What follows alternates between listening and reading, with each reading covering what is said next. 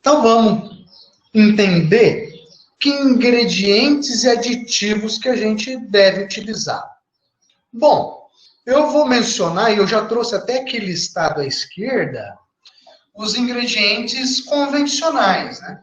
Então, olha só, milho, farelo de soja, esses dois ingredientes sozinhos perfazem em torno de 95% da ração, perto disso. Então, por isso que a gente diz muitas vezes ração à base de milho e farelo de soja. Quer dizer que esses dois ingredientes compõem a maioria absoluta da ração. São os ingredientes, vamos dizer assim, que entram em maior quantidade, né? Isso não quer dizer que eles sejam mais importantes que outros que estão listados aí. Mas é um termo muito comum de aparecer. Ração à base de milho e farelo de soja. Eu vou mencionar os ingredientes convencionais. Mas então, olha lá. Milho, farelo de soja, óleo de soja, calcário calcítico, fosfato bicálcico, sal comum, microminerais e vitaminas industriais, aminoácidos também industriais, né, que é produzido industrialmente, e você usa como aditivos, melhorador de desempenho, que nada mais é do que um antibiótico que se usa em dose subterapêutica, não é uma dose para tratamento, mas ele tem um efeito de melhorar o desempenho, melhora o ganho de peso e a conversão alimentar. E o mecanismo de ação dele, muito provável, é por favorecer uma colonização benéfica do trato digestório. Então, você mantém o trato digestório saudável, saúde intestinal. Isso tem todo um impacto na capacidade do animal de digerir e absorver nutrientes e, por consequência, se nutrir e se desenvolver melhor, né?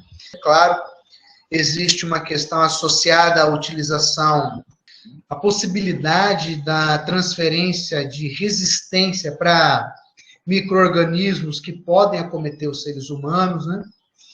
Resistência cruzada e também resíduo eventual, ou do próprio antibiótico, ou de metabólitos desse antibiótico, resíduo na carne que pode gerar alergia e pode gerar câncer e tudo. Então, houve um banimento desse tipo de aditivo na Europa e no Brasil. Uma série de limitações foram impostas e você só pode utilizar alguns princípios específicos. Mas, se você vai produzir ave ou suíno que vai ser exportado, você deve produzi-los aqui no Brasil livre do melhorador de desempenho, livre desse tipo de aditivo.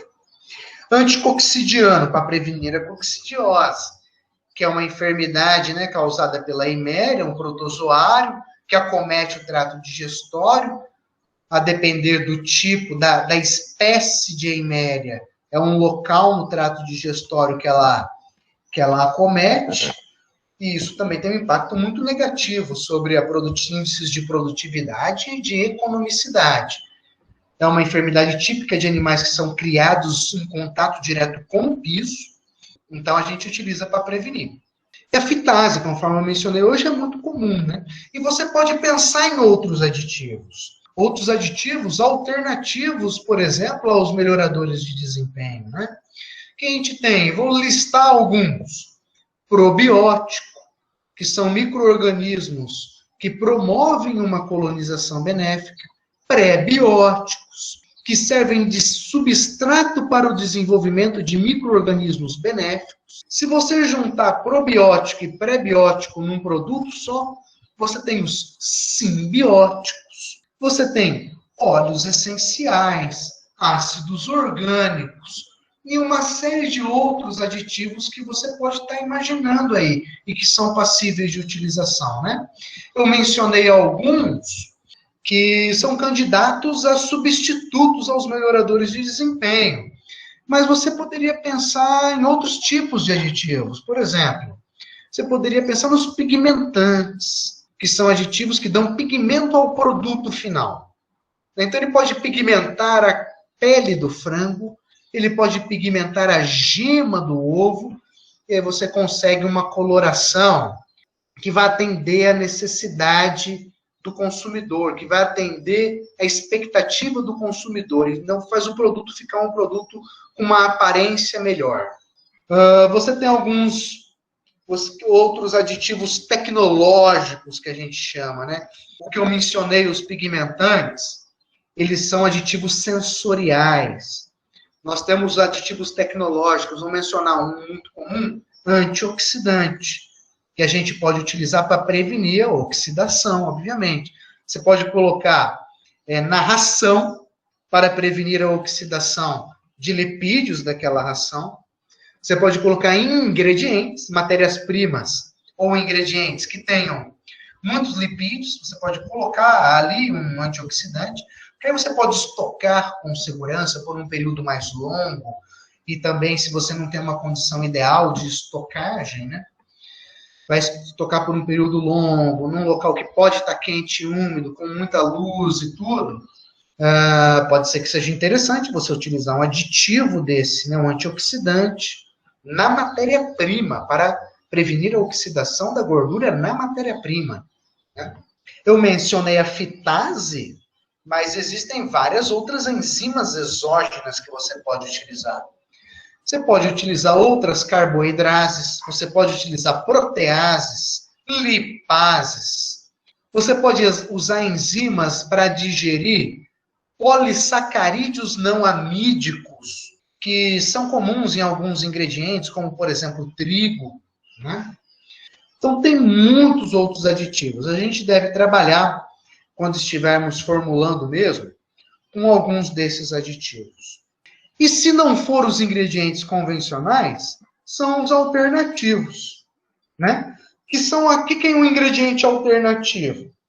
Aquilo que não é o mais comum, aquilo que não é o da rotina, mas que você pode ter na sua região com facilidade de obtenção, em quantidade grande, que vai atender a sua demanda num preço compatível, né?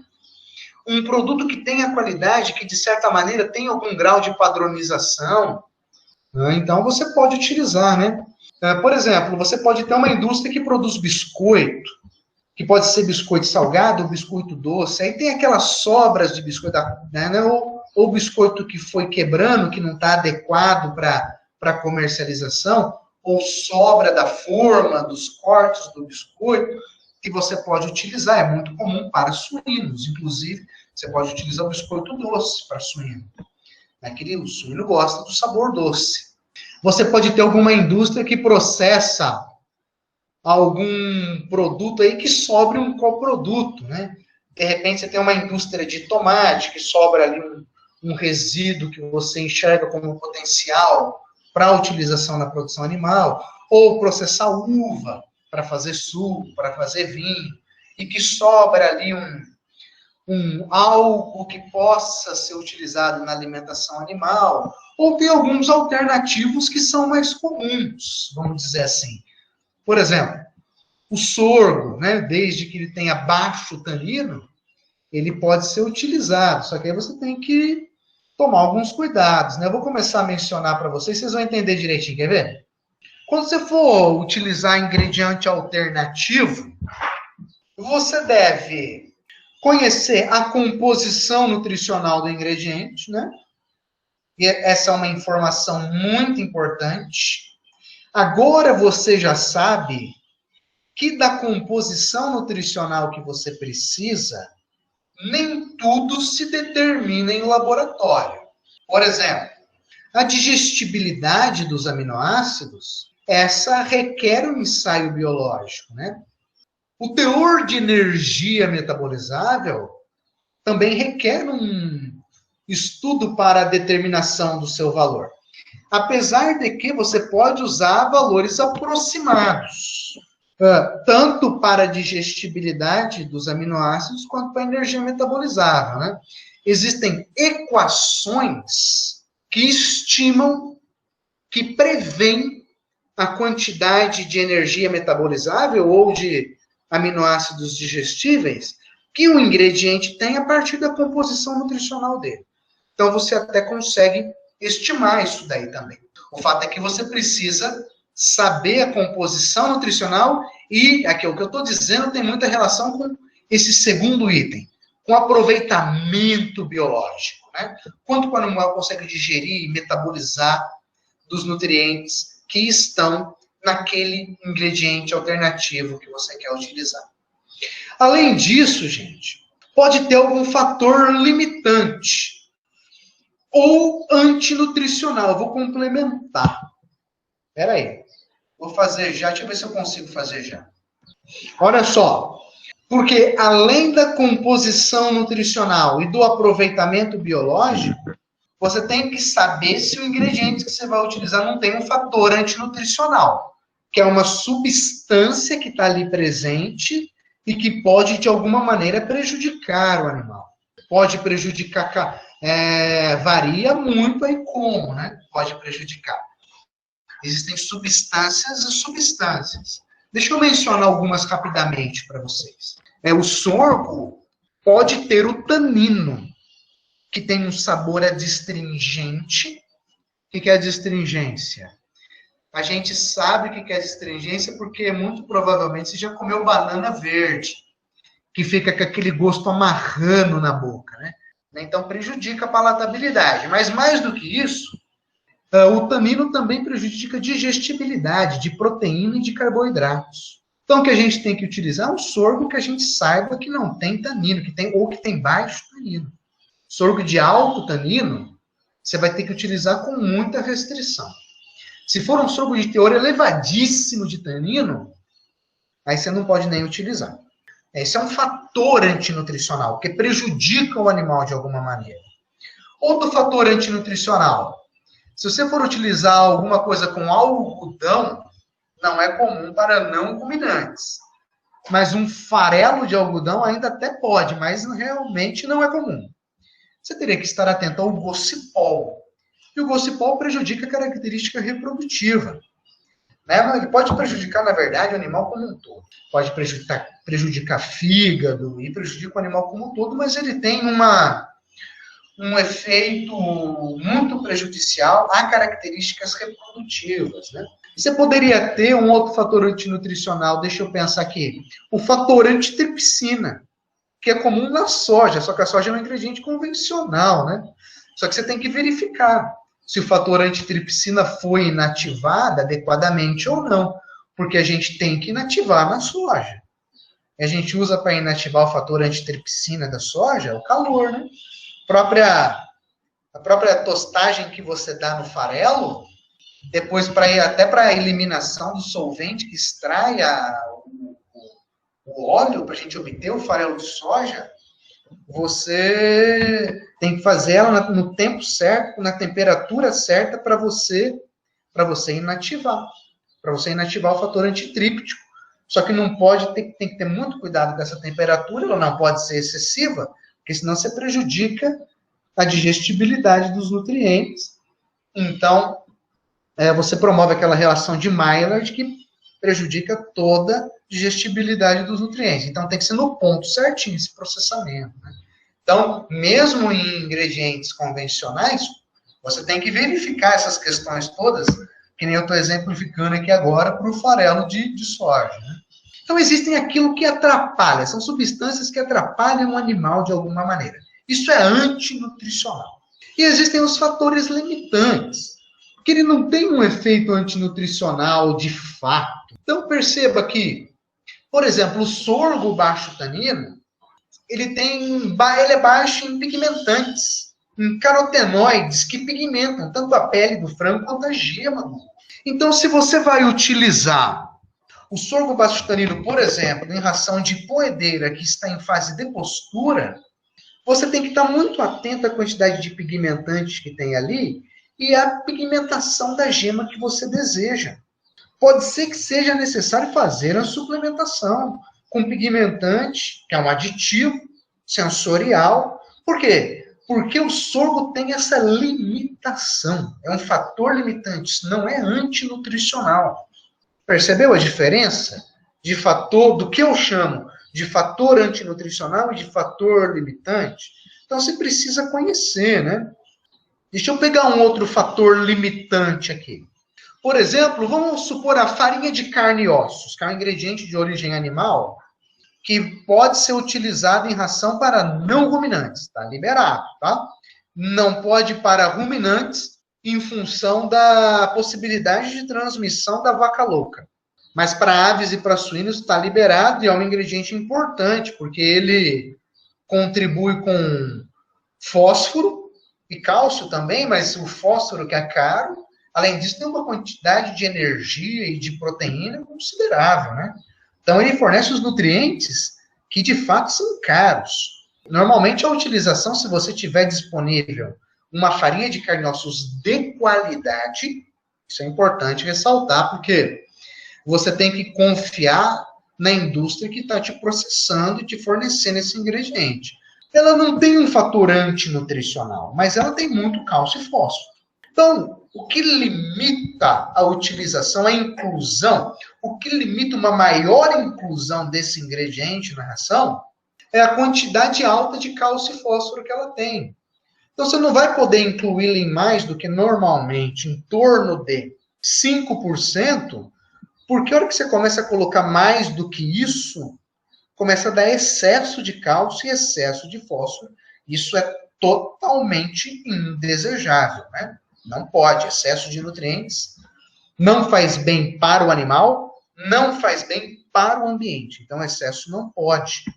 Para o meio ambiente, porque você pode contaminá-lo com um nutriente que está em excesso, né? Acaba que nitrogênio e fósforo são dois nutrientes que podem poluir o ambiente. Na prática, a gente vai ver bem isso aí direitinho formulando. É muito importante, se você encontrar artigos científicos com a utilização do ingrediente já com animais, testando ele com a categoria animal que você quer alimentar, né? Dependendo do alternativo que você vai utilizar, você vai encontrar muita informação, dependendo do alternativo, você vai encontrar pouca informação. Mas é importante você averiguar se tem. Se tem informação como o animal reage, né, frente à utilização desse ingrediente, em termos de desempenho, características de carcaça e outras de interesse zootécnico. O aspecto econômico também é muito importante. Afinal, se você vai utilizar um ingrediente alternativo, é porque ele tem que te dar um retorno econômico. Não faz sentido você colocar um ingrediente que não vai te dar esse retorno econômico. Então, você vai ter que sempre fazer análise considerando essa perspectiva econômica. E a gente vai utilizar uma técnica de formulação de ração, a programação linear, que nos traz um recurso que é a análise de sensibilidade, que nos permite fazer interpretação econômica acerca da inclusão de ingredientes. A gente vai fazer isso também nas aulas. Muito bem. E você encontra também, seja em artigo científico com utilização de animal ou em tabelas, como no caso do Bostain et al. 2017, você encontra informação assim, do que é usual incluir, né? Nível de utilização que é mais usual, que é menos usual e tal. Essa informação está disponível. Olha, por exemplo, o sorgo machutanino. Ó. O nível prático, que é o nível que você normalmente utilizaria, em torno de 30% para frango de corte na fase inicial. E o nível máximo de utilização? 65%. Esse 65%, o que significa isso? Na prática, significa assim, você está substituindo todo o milho por sorgo, né? Porque o milho entra em torno disso, 60%, 70%. Então, se você quiser substituir todo o milho por sorgo, você pode, né? Mas é importante você conhecer o ingrediente. A gente fala mais disso na hora que estiver aplicando mesmo, porque é legal a gente ver, fazer, discutindo, formulando, olhando a coisa acontecer. Então, aqui eu trago a lista de alguns ingredientes alternativos. Fiquem tranquilos que a gente há de mexer com esses ingredientes e com outros, e se você tiver ideia de alguns, me avisa que a gente tenta preparar uma aula sobre isso daí, né? Então, incorpora e tenta utilizar.